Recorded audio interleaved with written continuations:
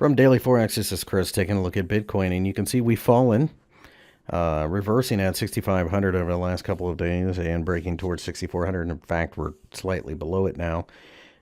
Really, Bitcoin just can't go anywhere. I think short-term scalping is going to continue to be the best way to trade this market, and therefore, don't bother with the coin. Go into a CFD broker if you're going to do that. Transaction costs are much cheaper, and it's just less of a hassle. If you're a longer term true believer, then that's a different story, but you're not trading around these ranges. I think adoption still remains a major problem.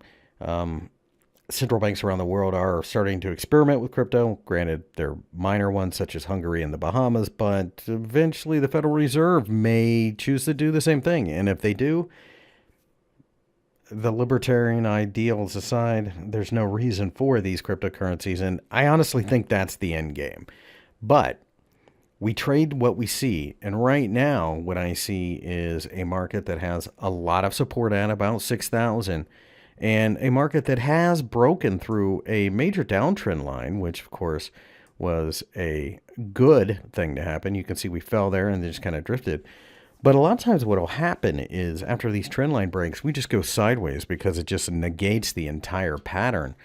Because at one point, this was actually a major descending triangle that measured to zero. Now, I never really thought that was going to be the case, that we were going to go to zero, but it certainly didn't look good. Now it just looks like we continually see a severe lack of interest. Volume drops. Nobody's really trading this at the moment, and therefore I think we just stay back and forth. Right now, I'm calling it a range of about 67.50 to 62.50 with a slightly downward bend still.